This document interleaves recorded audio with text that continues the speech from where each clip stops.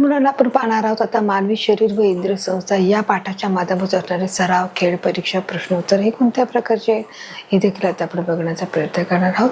चला जर मला बघायचे सराव, खेळ आणि परीक्षा, प्रश्नोत्तर आहे तर यापैकी आपण प्रथम जो आपला टास्क आहे सरावाच्या माध्यमातून कोणती प्रश्न आहे ते पाहणार आहोत. तिथे तुम्हाला 2 ऑप्शन्स आहेत, 2 पर्याय आहेत आणि या 2 पर्यायापैकी आपलं एक करेक्ट आन्सर असणार आहे. आपण ते पाहणार आहोत मुलांना. चला तर सुरुवात करू आपल्या पहिल्या प्रश्नाला. बघायचे तिला योग्य तर क्लिक करायचं आणि आपला प्रश्न वाचणार आहे. आपला पहिला प्रश्न आहे मुलांना पाहणार आहोत की डॅश डॅश हे उदर पोकळी व उर पोकळीच्या याच्या दरम्यान असते. मग काय याच्या दरम्यान असते म्हणजे बघा उदर पोकळी आणि उर पोकळी याच्या दरम्यान काय असणार आहे. मग तुम्हाला 2 ऑप्शन आहे, श्वासपटल आहे का फुफ्फुस आहे. तर यापैकी जे आपलं योग्य उत्तर आहे मुलांना की बघा श्वासपटल हे आपलं योग्य उत्तर असणार की श्वासपटल हे उदर पोकळी व उर पोकळी याच्या दरम्यान असते. तर फुफ्फुस राहिले हा वरचा भाग आहे आणि जे श्वासपटल आहे ते खाली आहे, म्हणजेच ते उदर पोकळी आणि उर पोकळीच्या मध्ये आहे आणि जी आपली फुफ्फुस आहेत ते आपल्या चेस्टच्या मध्ये आहे. म्हणजे आपण श्वासनलिका आहे की जे आपलं पाहू शकतो की श्वसन संस्थेचे जे 5 प्रकार आपण पाहिले की त्याच्यामध्ये फुफ्फुस हा 3ऱ्या क्रमांकावर आहे, 4था. आणि म्हणून हा फुफ्फुस हे आपलं रॉंग आन्सर आहे आणि जे श्वासपटल आहे आपल्या इथे करेक्ट आन्सर असणार आहे. आपला नेक्स्ट क्वेश्चन आहे हृदय स्नायू हे डॅश डॅश असतात. हृदय स्नायू हे कसे आहेत म्हणजे तुम्हाला 2 पर्याय आहेत, ऐच्छिक आहेत का अनैच्छिक आहेत. तर यापैकी जे हृदय स्नायू आहेत ते ऐच्छिक नसतात, ते कसे आहेत अनैच्छिक असतात आणि म्हणून जे आपलं इथे उत्तर आहे ते आपण इथे करेक्ट आन्सर देणार आहोत की हृदय स्नायू हे अनैच्छिक असते. आपला नेक्स्ट क्वेश्चन आहे ऑक्सिजन युक्त रक्ताचा जो सामू डॅश डॅश असतो. मग तो कसा आहे ऑक्सिजन युक्त जो रक्ताचा जो सामू आहे मग तो कसा आहे आम्लारी धर्मी आहे का आम्लधर्मी आहे.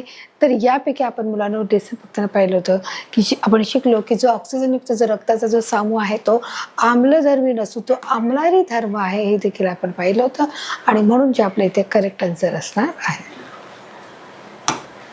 आपला नेक्स्ट क्वेश्चन आहे आरबीसीची निर्मिती ही डॅश डॅश मध्ये होत असते. जे आरबीसीची निर्मिती म्हणजे जे काउंटलेट रेड ब्लड सेल्स आहेत. आरबीसीचा अर्थ काय रेड ब्लड सेल्स म्हणजे त्याला आपण बोलणार आरबीसी. मग आपण ते कोणत्याची निर्मिती कोणत्या गोष्टीमध्ये होते, हृदयामध्ये होते का अस्थिमज्जामध्ये होतं. यापैकी आपले जे योग्य उत्तर आहे की जे आरबीसीची निर्मिती ही अस्थिमज्जामध्ये होत असते, हृदयामध्ये होत नाही. हृदयापासून रक्ताचा पुरवठा करण्यात येतो हे आपल्याला माहित आहे आणि म्हणून जे आपलं योग्य आन्सर आहे त्याच्यावर आपण क्लिक केलेलं आहे. आपला नेक्स्ट क्वेश्चन आहे बघा निरोगी मानवाच्या हृदयाचे दर मिनिटाला डॅश डॅश ठोके पडतात. जे निरोगी माणूस आहे की ज्याला कोणत्याही प्रकारचा आजार नाही आणि कोणत्याही शारीरिक समस्या त्याला नाही आहे मग त्याच्या हृदयाचे ठोके किती पडले पाहिजे. त्यांनी ते उत्तर दिले आहे 72 असले पाहिजेत का 75 असले पाहिजे. तर मुलांना सर्वसाधारणपणे जे निरोगी व्यक्ती आहे त्याच्या हृदयाचे ठोके हे 72 पडले पाहिजेत आणि म्हणून जे आपले इथे करेक्ट आन्सर असणार आहे निरोगी मानवाच्या हृदयाचे दर मिनिटाला हे 72 ठोके पडत असतात. हे देखील आपले इथे करेक्ट आन्सर असणार आहे. आता मुलांना तुम्हाला इथे चूक आहे बरोबर या माध्यमातून प्रश्नांची उत्तरं दिलेली आहेत. ती उत्तरे कोणती आहेत आता आपण पाहणार आहोत. चूक बरोबर या माध्यमातून प्रश्न पाहणार आहोत. चला तर आपण सुरुवात करणार आहोत. बघा इथे दिलेला आहे जो पहिला प्रश्न आहे श्वासनलिकेच्या सुरुवातीचा जो भाग आहे तो स्वर यंत्रामुळे फुगलेला असतो. की जे श्वासनलिकेचे जे आपण 5 प्रकार पाहिले की नाक आहे, घसा आहे, श्वासनलिका, अन्ननलिका आहे, फुफ्फुस आहे आणि त्याच्यानंतर श्वासपटल आहे. 5 प्रकार. तर त्याच्यानंतर पुन्हा की त्यांनी सांगितलं की श्वासनलिकेचा सुरुवातीचा जो भाग आहे तो स्वर यंत्रामुळे काय झालेला आहे थोडा फुगी झाला आहे, त्याला झाकण आहे. मग हे जे विधान आहे ते कसं आहे बरोबर आहे आणि म्हणून आपण इथे योग्य उत्तरावर क्लिक केलं आहे. आपला नेक्स्ट क्वेश्चन आहे रक्ताभिसरण संस्थेमध्ये फुफ्फुसे, रक्तवाहिन्या व केशिकांचा समावेश होतो. तर रक्ताभिसरण जी रक्ताभिसरण क्रिया असते त्याच्यामध्ये फुफ्फुसे, रक्तवाहिन्या, केशिका येऊ शकतात का. तर अजिबात येऊ शकत नाही. त्याच्यामुळे रक्ताभिसरण मध्ये जे हृदय काय करते की हर एक शरीरातील हर एक अवयवांना शरीरातील सर्व भागामध्ये रक्त पुरवण्याचं काम करतं. मग त्याच्यामध्ये फुफ्फुसे, रक्तवाहिन्या, केशिकांचा समावेश होतो का. ते विधान चूक आहे आणि म्हणून आपण इथे योग्य उत्तरावर क्लिक केलं आहे. आपला नेक्स्ट क्वेश्चन आहे शरीरातील सर्व पेशी आणि रक्त या दरम्यान होणाऱ्या वायूची देवाणघेवाणीला बहिश्वसन असे म्हटले जाते. तर हे उत्तर आहे ते हे विधान आहे हे विधान रॉंग आहे कारण शरीरातील सर्व पेशी आणि रक्त या दरम्यान होणाऱ्या वायूची देवाणघेवाणीला काय म्हटलं जात आहे मुलांना अंतश्वसन म्हटलं जात आहे आणि म्हणून जे इथे उत्तर आहे ते आपलं काय असणार आहे चूक उत्तर असणार आहे आणि म्हणून आपण इथे योग्य उत्तर क्लिक केले, कारण इथे त्यांनी दिले की शरीराचे सर्व पेशी रक्त आणि होणाऱ्या या वायूची देवाणघेवाणीला बहिश्वसन म्हणतात. बहिश्वसन म्हणतात त्याला अंतश्वसन म्हणतात आणि म्हणून आपले इथे उत्तर चूक आहे. आपला नेक्स्ट क्वेश्चन आहे, घशापासून अन्ननलिका श्वासनलिका सुरू होते. आता त्यांनी सांगितले घशापासून ही अन्ननलिका आणि श्वासनलिका सुरू होते का, तर जे उत्तर आहे ते कसं असतं, साहजिकच आहे, बरोबर आहे की घशापासूनच दोन नलिका आहेत, तिथे एक अन्ननलिका आहे आणि त्याचप्रमाणे एक दुसरी श्वासनलिका आहे आणि त्याच्यामुळे त्यांनी सांगितले की घशापासूनच ती सुरू होत आहे का, तर त्याच्यामुळे हे आपलं हे उत्तर अगदी बरोबर आहे मुलांना. आपला नेक्स्ट क्वेश्चन आहे, धमन्याची भित्तिका ही पातळ असून त्याच्या पोकळीमध्ये झडपा असतात. तर हे विधान कसं आहे बघा, तर जे धमने आहेत त्याची भित्तिका आहे त्या पातळ असतात आणि त्याच्यामध्ये देखील त्या पोकळीमध्ये झडपा आहेत का, तर हे विधान रॉंग आहे. कारण जे नीला आहेत नीला त्याच्या भित्तिका आहेत त्या पातळ आहेत आणि त्याच्या पोकळीमध्ये झडपा आहेत. रोहिणीमध्ये झडपा नाही, धमन्यामध्ये झडपा नाहीत आणि म्हणून जे आपले इथे उत्तर असणार आहे हे उत्तर रॉंग असणार आहे, म्हणजे चूक असणार आहे आणि म्हणून आपण इथे योग्य उत्तरावर क्लिक केलेलं आहे. तर अशा प्रकारे मुलांना आपण सर्वच्या माध्यमातून प्रश्नाची उत्तरं घेतलेली आहेत. आता आपण मुलांना पाहणार आहोत खेळाच्या माध्यमातून कोणते प्रश्न आहेत ते देखील बघण्याचा आपण प्रयत्न करणार आहोत. तर ते सुरूच करूया आपण खेळाच्या माध्यमातून जे प्रश्न आहेत. आता यापैकी जे बघायचे सर्व खेळ आहेत त्यापैकी आपण मुलांना क्रिकेटचा गेम घेणार आहोत आणि त्याच्या माध्यमातून कोणते प्रश्न पाहणार आहोत. बघा आपला इथे तुम्हाला प्रश्न खेळाच्या माध्यमातून आहे जो प्रश्न दिलेले आहेत आणि त्या प्रश्नाला तुम्हाला इथे 4 ऑप्शन्स आहेत, म्हणजे 4 पर्याय आहेत. या 4 पर्यायापैकी आपल्या इथे एक करेक्ट आन्सर असणार आहे. बघा आपला पहिला प्रश्न वाचणार आहोत, खालीलपैकी कोणाची भित्तिका ही जाड असते, त्याने विचारले कोणाची भित्तिका ही जाड आहे. म्हणजे तुम्हाला 4 पर्याय आपण वाचणार आहोत. धमन्या आहे, केशिका आहे, शिरा आहे किंवा यापैकी नाही. तर असं होऊ शकतं की यापैकी नाही, तर त्यांनी सांगितले की कोणाची भित्तिका जाड आहे. तर धमन्या, कोशिका आणि शिरा यापैकीच आपलं योग्य उत्तर आहे की आपण पाहिलं की ज्या शिरा आहेत बघा खालीलपैकी कोणाची भित्तिका जाड आहे, तर त्यांनी सांगितलं आहे की कोणाच्या जे शिरा आहेत त्या कशा आहेत, पातळ आहेत, नाजूक आहेत, परंतु धमन्या आहेत त्या कशा आहेत, त्या जाड आहेत आणि म्हणून जे आपले इथे योग्य उत्तर आहे धमन्यावर आपण योग्य उत्तरावर क्लिक करणार आहोत. आपला नेक्स्ट क्वेश्चन आहे, खालीलपैकी काय शरीराच्या एका सैनिकाप्रमाणे कार्य करते. जे खालीलपैकी की कोण एका सैनिकाप्रमाणे कार्य करत आहे, म्हणजे तुम्हाला 4 ऑप्शन्स आहेत. आपण वाचणार आहोत. लोहित रक्तपेशी आहे, दुसरं श्वेत रक्तकणिका आहे, तिसरं आहे रक्तपट्टिका आहे व चौथं आहे 2 व 3 हे दोन्ही, म्हणजे हे 2 आणि हे 3 असं त्यांनी सांगितलेलं आहे.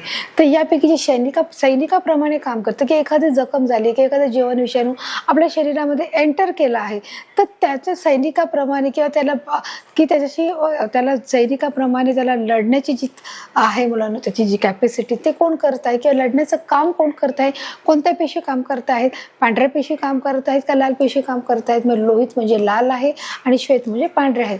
तर यापैकी जे आपलं योग्य उत्तर आहे की जे शरीराच्या एका सैनिकाप्रमाणे जे कार्य करते ते आहे श्वेत कणिका आहे, श्वेत रक्तकणिका आहे आणि म्हणून जे आपलं ते इथे योग्य उत्तर आहे त्या योग्य उत्तरावर आपण क्लिक करणार आहोत.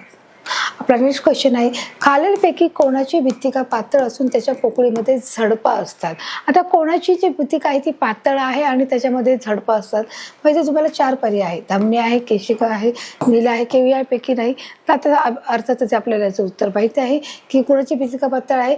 नीलाची भित्तिका ही पातळ असून त्याच्या पोकळीमध्ये झडपा आहेत आणि धमन्यामध्ये पोकळी नाही आहे आणि केशिका देखील नाही आहे. तर यापैकी जे आपले योग्य उत्तर आहे नीला हे उत्तर असणार आहे की कोणाची भित्तिका पातळ आणि त्याची पोकळीमध्ये झडपा आहेत, तर नीलामध्ये आहे. आपला नेक्स्ट क्वेश्चन आहे, निरोगी व्यक्ती वर्षातून डॅश वेळा रक्तदान करू शकतो. मग किती वेळा रक्तदान करू शकतो, तुम्हाला 4 पर्याय आहेत. 2 ते 3 वेळा, 1 ते 2 वेळा, 4 ते 5 वेळा का 3 ते 4 वेळा. तर यापैकी आपलं योग्य उत्तर आहे जे निरोगी व्यक्ती आहे की ज्याला कोणत्याही प्रकारचं व्यसन नाही आहे, कोणत्याही प्रकारचा शारीरिक आजार नाही, तर ती व्यक्ती वर्षातून 3 ते 4 वेळा मतदान करू शकते, रक्तदान करू शकते आणि म्हणून जे आपलं योग्य उत्तर आपण त्याच्यावर क्लिक केलं आहे. आपला नेक्स्ट क्वेश्चन आहे, ABO रक्तगटाचा शोध कोणी लावला. आता हे जे रक्तगट आहे त्या रक्तगटाचा शोध कोणी लावलेला आहे, माहिती तुम्हाला काही नावं दिली आहे, आपण वाचणार आहोत. यापैकी नाही विल्यम हार्वे, DE कोस्टेलो आणि कार्ल लेन्स्टेनर. तर यापैकी जे आपलं हा जो प्रश्न आहे आपल्या पाठामध्ये, आपल्या लेसनला आपल्याला नव्हता, पण तरी देखील याचं उत्तर मी तुम्हाला सांगणार आहे. याचं उत्तर आहे कार्ल लँडस्टेनर आहे आणि म्हणून आपण या रक्तगटाचा शोध लावलेला आहे कार्ल लँडस्टेनर यांनी. यापैकी आपण योग्य उत्तरावर क्लिक केलं. आपला नेक्स्ट क्वेश्चन आहे, शरीराच्या विविध भागाकडून हृदयाकडे रक्त वाहून नेणाऱ्या वाहिन्या, की शरीराच्या विविध भागाकडून रक्त वाहून नेणाऱ्या वाहिन्याला काय म्हटलं जातं? मग त्यांनी सांगितले दोन्ही रोहिणी म्हणणार, नीला म्हणणार का यापैकी नाही? तर यापैकी आपलं जे योग्य उत्तर आहे, आपण पाहिलंय की जे रक्त पुरवठ्याचं जे काम आहे ते हृदयापासून सुरू होतं. मग हृदयापासून शरीराच्या सर्व भागांना रक्त पुरवण्याचं काम आहे ते रोहिणी करतं आणि शरीराच्या सर्व भागाकडून रक्त हृदयापर्यंत पोहोचण्याचं काम हे नीला करत आहे. आणि म्हणून जे आपल्या इथे योग्य उत्तर आहे त्या योग्य उत्तर आपण क्लिक केलेलं आहे. आपला नेक्स्ट क्वेश्चन आहे मुलांनो, रक्तातील तांबड्या पेशीमध्ये डॅश डॅश हे लोहाचे संयुग असते. म्हणजे थोडक्यात त्यांनी प्रश्न तुम्हाला विचारला आहे की जे रक्त आहे ते लाल होत आहे त्याचं मेन कारण काय आहे? त्याचे तुम्हाला 4 ऑप्शन्स आहेत. हिमोग्लोबिन आहे, बेसोफिल आहे, ग्लोबोनिस आहे किंवा न्यूट्रोफिल आहे. तर या 4 पैकी जे आपलं योग्य उत्तर आहे की रक्तातील तांबड्या पेशीमध्ये काय आढळून येत आहे? हिमोग्लोबिन नावाचा घटक आढळून येत आहे आणि त्यामुळे लोहाचे संयोग बनत आहे आणि म्हणून जे आपलं इथे योग्य उत्तर आहे हिमोग्लोबिन, याच्यावर आपण क्लिक केलं आहे. आपला नेक्स्ट क्वेश्चन आहे, डॅश डॅश साधारण रक्तदाब आहे, की जे एक नॉर्मल रक्तदाब असणं गरजेचं आहे. मग तो किती असला पाहिजे? बघा आता त्यांनी तुम्हाला इथे 4 ऑप्शन्स दिले आहेत. 90 ते 119, 160 ते 180, 140 ते 159 आणि 120 ते 139. तर अशा 4 प्रकार तुम्हाला इथे दिले. पण जो सर्वसाधारण जो रक्तदाब आहे तो ह्या देखील हा प्रश्न आहे तो पाठामध्ये आलेला नाहीये, परंतु देखील मी याचं उत्तर सांगणार आहे. जो साधारणपणे आपल्या याच्यामध्ये आलेला जो रक्तदाब आहे मुलांना तो इथे त्यांनी दिलेला नाही, परंतु इथे जे वेगळं उत्तर आहे, इथे जे उत्तर आहे 90 ते 119 हे आपलं करेक्ट असणार आहे. की जो सर्वसाधारण रक्तदाब आहे तो 90 ते 119 असणं हे गरजेचं आहे आणि म्हणून आपण इथे योग्य उत्तरावर क्लिक केलं आहे. आपला नेक्स्ट क्वेश्चन आहे, खालीलपैकी कोणत्या रक्तगटाला सर्व योग्य दाता म्हटलं जात आहे? मग कोणता गट आहे जो सर्व योग्य दाता त्याला बोलले जाते? मग इथे तुम्हाला पुन्हा 4 ऑप्शन्स आहेत. बघा आपण वाचणार आहोत. पहिला आहे ए बी, दुसरं आहे बी, तिसरं आहे ओ आणि चौथं आहे यापैकी नाही. तर त्या 4 पैकी आपलं योग्य उत्तर आहे जे सर्व. बघा कोणत्या रक्तगटाला सर्व योग्य दाता म्हटले जातं? तर ओ या गटाला सर्व योग्य दाता गट असे म्हटले जाते आणि म्हणून आपण इथे योग्य उत्तरावर क्लिक करणार आहोत. आपला नेक्स्ट क्वेश्चन आहे, खालीलपैकी कोणत्या रक्तगटाला सर्व योग्य ग्राही म्हटलं जात आहे? की सर्व योग्य ग्राही कोणता गट आहे? म्हणजे तुम्हाला पुन्हा 4 ऑप्शन आहे. ओ आहे, ए बी आहे, बी आहे का यापैकी नाही? तर यापैकी आपलं जे योग्य उत्तर आहे जो रक्तगट सर्व योग्य ग्राही गट म्हटलं जातं तो आहे ए बी पॉझिटिव्ह आहे आणि म्हणून जे आपलं योग्य उत्तर आहे एक आन्सर आहे त्याच्यावर आपण क्लिक करणार आहोत. तर अशा प्रकारे मुलांना आपण या खेळाच्या माध्यमातून आपण सर्व प्रश्नांची उत्तरं दिलेली आहेत. आता आपण परीक्षेच्या माध्यमातून कोणते प्रश्न आहेत ते देखील बघण्याचा प्रयत्न करणार आहोत. चला तर सुरुवात करूया. आपल्या नेक्स्ट टास्क आहे. बघा इथे देखील तुम्हाला खेळाच्या माध्यमासारखे तुम्हाला इथे 4 ऑप्शन्स आहेत आणि या 4 ऑप्शनपैकी आपल्या इथे करेक्ट आन्सर असणार आहे. चला आपला पहिला प्रश्न आपण वाचणार आहोत. ए बी ओ रक्तगटाचा शोध कोणी लावलेला आहे? तर यापैकी तुम्हाला 4 ऑप्शन्स आहेत, आपण वाचणार आहोत. यापैकी नाही डी कोस्टला, विल्यम हार्वे आणि कार्ल लँडस्टेनर. तर या 4 पैकी जे आपलं योग्य उत्तर आहे म्हणून ए बी व रक्तगटाचा शोध कार्ल लँडस्टेनर यांनी लावला आहे आणि म्हणून आपण इथे योग्य उत्तरावर क्लिक केलं आहे. आपला पुढचा प्रश्न आहे, निरोगी व्यक्ती वर्षातून डॅश वेळा रक्तदान करू शकते? तर जी निरोगी व्यक्ती आहे ज्याला कोणत्याही प्रकारचं व्यसन नाही, आजार नाही, मग ती किती वेळा रक्तदान करू शकते? तर 1 ते 2 वेळा, 4 ते 5 वेळा, 2 ते 3 वेळा का 3 ते 4 वेळा? तर निरोगी व्यक्ती हे वर्षातून 3 ते 4 वेळा ही रक्तदान करू शकते. हे आपल्या इथे करेक्ट आन्सर आहे. आपला नेक्स्ट क्वेश्चन आहे, रक्तातील तांबड्या पेशीमध्ये डॅश डॅश लोहाचे संयुग आढळते. मग रक्ताच्या तांबड्या पेशीमध्ये काय आढळत आहे? हिमोग्लोबिन आढळत आहे, ग्लोबोनिस आढळत आहे, बेसिफिल आढळत आहे का न्यूट्रोफिल आढळत आहे? तर यापैकी जे आपलं योग्य उत्तर आहे हिमोग्लोबिन हे आढळत आहे. आपलं इथे करेक्ट आन्सर असणार आहे. आपला नेक्स्ट क्वेश्चन आहे, शरीराच्या विविध भागाकडून हृदयाकडे रक्त वाहून नेणाऱ्या वाहिन्या, की शरीराच्या विविध भागाकडून हृदयाकडे जेव्हा रक्त वाहून नेण्याची जी क्रिया होते ती क्रिया कोण करते? मग तुम्हाला 4 ऑप्शन्स आहेत. 2 व 3 दोन्ही, नीला, रोहिणी किंवा यापैकी नाही, तर यापैकी जे आपलं योग्य उत्तर आहे नीला आहे. नीला काय करते, शरीराच्या सर्व अवयवाकडून हृदयाकडे रक्त पोहोचण्याचे जे कार्य आहे ते काम करत असते. आपला नेक्स्ट क्वेश्चन आहे, डॅश डॅश साधारण रक्तदाब आहे, की नॉर्मल जो रक्तदाब आहे, आपला ब्लड प्रेशर आहे तो नॉर्मल किती असला पाहिजे, तर ते आपण पाहणार आहोत. इथे 90 ते 119 आहे, 140 ते 160 आहे, 59 आहे, 160 ते 180 आहे आणि 120 ते 139 आहे. तर यापैकी जे आपलं योग्य उत्तर आहे तिथे आहे 90 ते 119 हे आपल्या इथे करेक्ट आन्सर असणार आहे. आपला नेक्स्ट क्वेश्चन आहे, खालीलपैकी कोणत्या रक्तगटाला सर्व योग्य दाता असे म्हटले आहे. बघा, तर सर्व योग्य दाता इथे दिलेले आहे, शब्द नीट पाहायचा आहे. सर्व योग्य दाता कोणता आहे, तर बघा इथे पहिला ऑप्शन आहे AB आहे, O आहे, B आहे, की यापैकी नाही, तर यापैकी आपलं योग्य उत्तर आहे O हे आपलं इथं योग्य उत्तर असणार आहे, की जो रक्तगटाला सर्व योग्य दाता हा O गटाला म्हटलेलं आहे. आपला नेक्स्ट क्वेश्चन आहे, खालीलपैकी कोणाची भित्ती काही जाड आहे. कोणाची भित्ती का जाड आहे, मग तुम्हाला 4 पर्याय आहेत, धमन्या, शीर, केशिका किंवा यापैकी नाही, तर यापैकी आपले योग्य उत्तर आहेत जे धमन्या आहेत, त्या धमन्या कशा आहेत, त्याची भित्ती का हे जाड असतात आणि म्हणून आपण इथे धमन्यावर करेक्ट आन्सर आहे त्याच्यावर आपण क्लिक केलेलं आहे.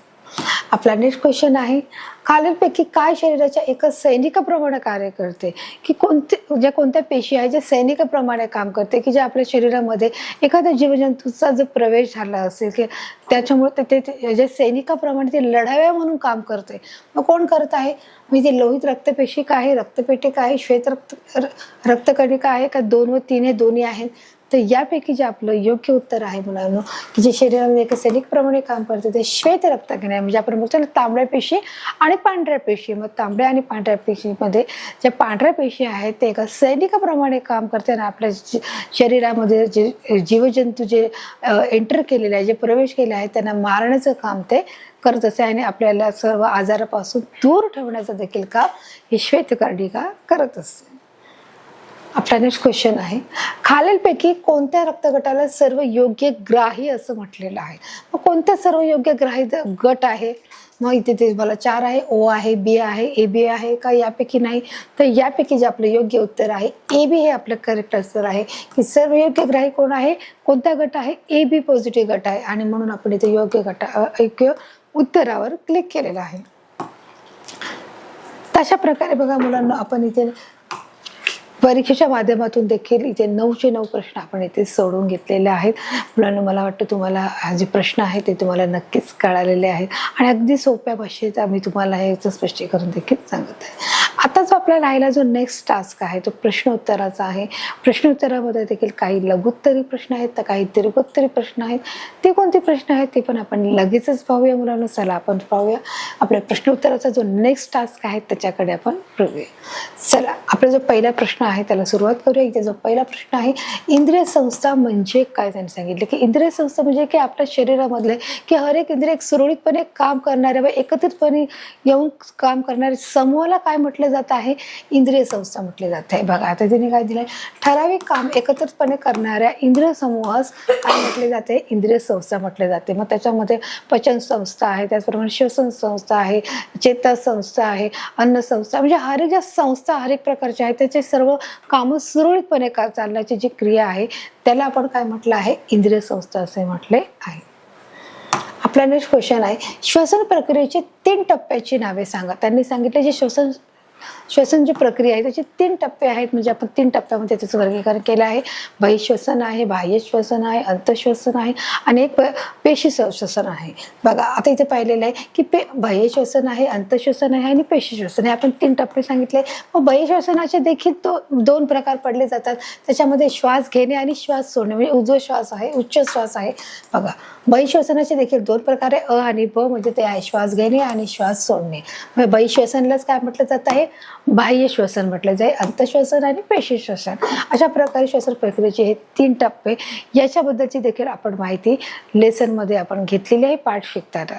चला आता आपला नेक्स्ट क्वेश्चन आहे मुलांनो, फुफ्फुसामध्ये वायूची देवाणघेवाण कशा प्रकारे होते. जो फुफ्फुस आहे त्या फुफ्फुसामध्ये कशा प्रकारे वायूची देवाणघेवाण होत आहे आपण नीट समजून घेणार आहोत. बघा की जो श्वास घेतला जातो आणि जो श्वास सोडला जातो तर कशा प्रकारे त्याची वायूची देवाणघेवाण होते. बघा फुफ्फुसातील असलेले इथे दिलेलं आहे. बघा फुफ्फुसातले वायू केशातील रक्त हे वाहत असताना वायूची सतत देवाणघेवाण ही चालू असते. ज्या फुफ्फुसामध्ये वायू कोशामध्ये भोवती हे रक्त हे काय असं वाहत असतात आणि त्यामुळे वायूची ही सतत देवाणघेवाण चालू असते. काय असते, देवघेव चालू असते. म्हणजे काय की ती सतत दिली जात असते.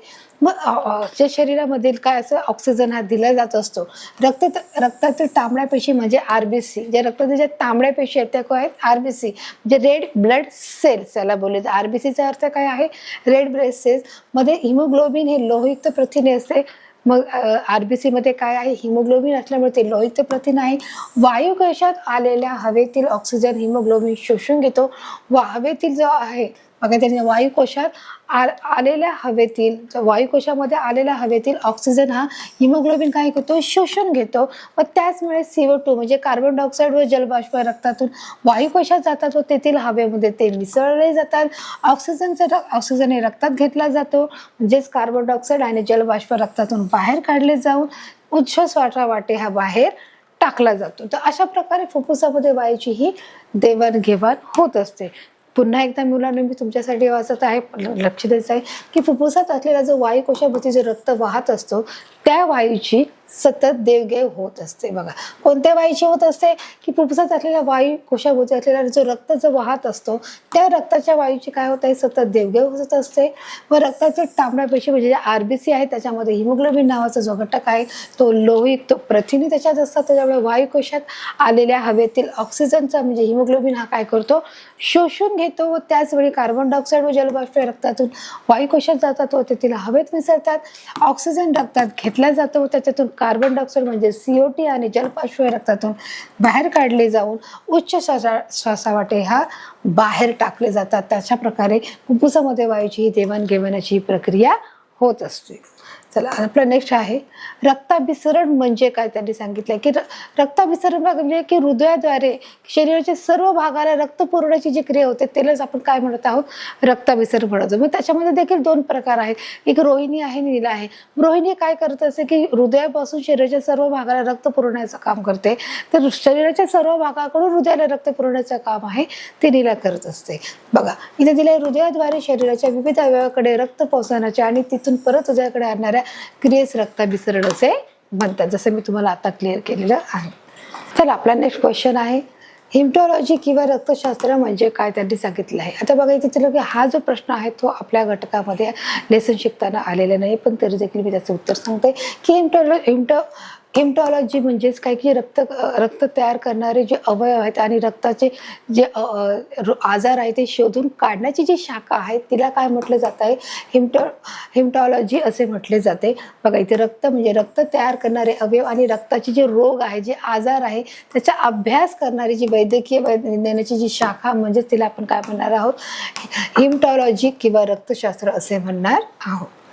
आपला नेक्स्ट क्वेश्चन आहे रक्तदाब कशाला म्हटलं जातं, म्हणजे ब्लड प्रेशर कशाला म्हटलं जाते. बघा आता हे देखील आपण नीट समजून घेणार आहोत.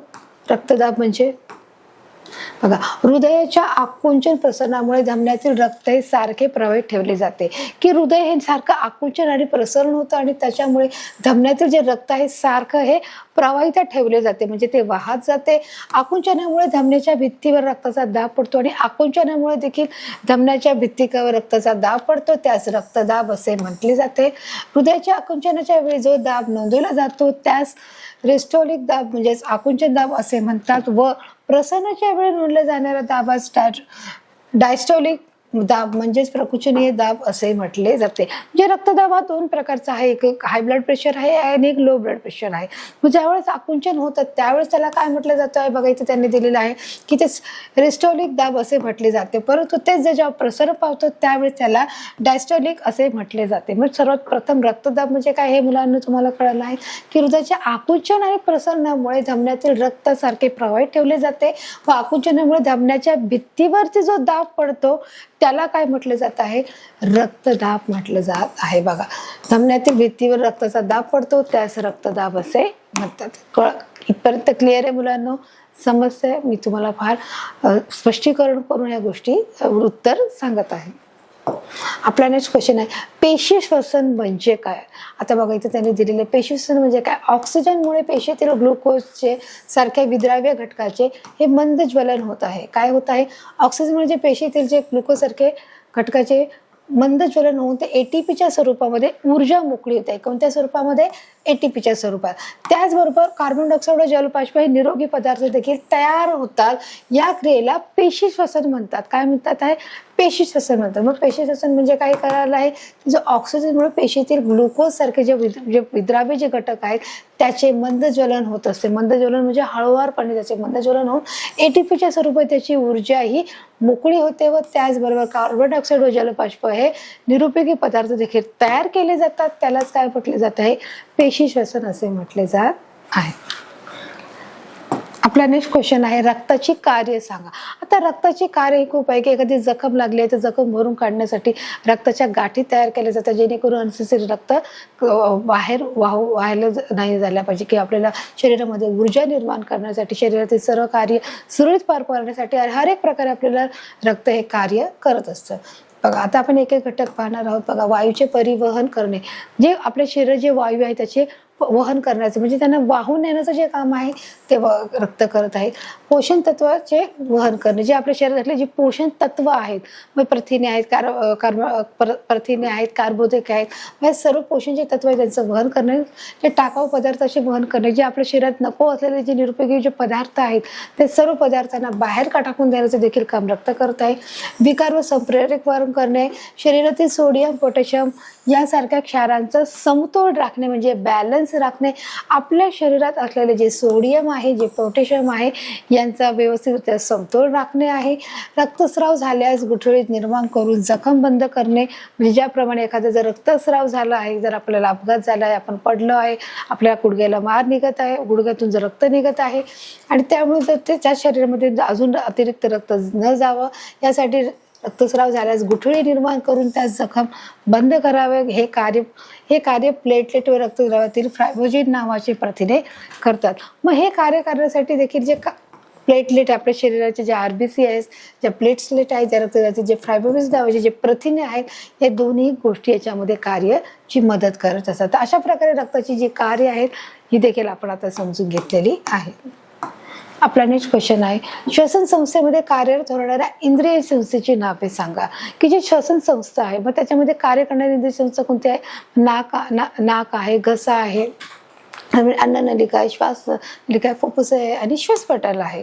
बघा नाक, घसा, श्वासनलिका, फुफ्फुस आणि श्वासपटल आहे. बघा तर अशा प्रकारे ही जी श्वसन संस्थेमध्ये इंद्रियांचे जे समावेश होत आहे असे 5 प्रकार आहेत.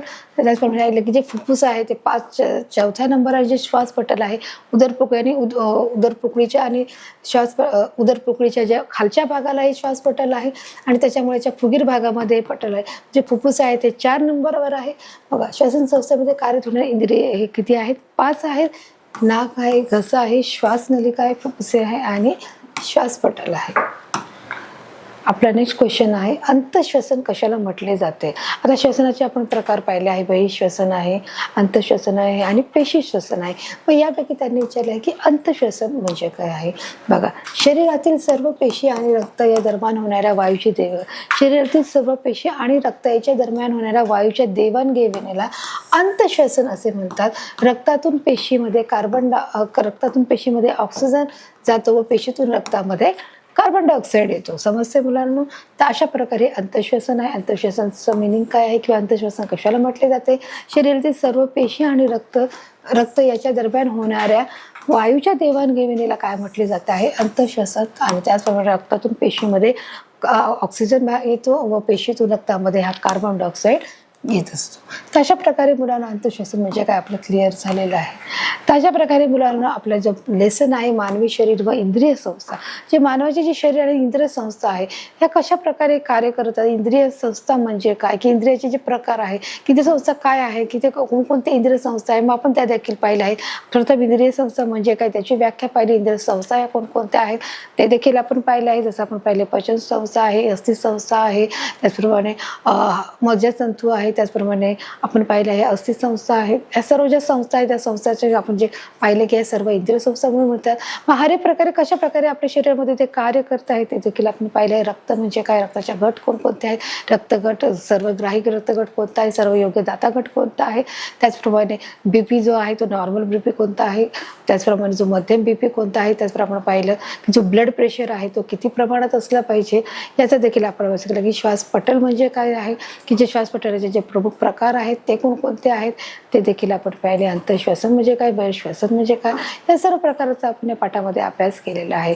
त्याच प्रकारे या पाठाच्या दरम्यान आलेले सराव, खेळ, परीक्षा, प्रश्नोत्तर ही देखील कोणते आहेत याचा देखील आपण सविस्तररित्या अभ्यास केलेला आहे. तर मुलांनो, हा जो पाठ आहे या पाठमध्ये तुम्हाला चित्रीकरणाच्या माध्यमातून आणि स्पष्टीकरणाच्या माध्यमातून सोप्या भाषेत समजून सांगितलं आहे. तो तुम्हाला समजलाय मला खात्री आहे. भेटूया एका नवीन भागामध्ये, एका नवीन पाठामध्ये. तोपर्यंत धन्यवाद.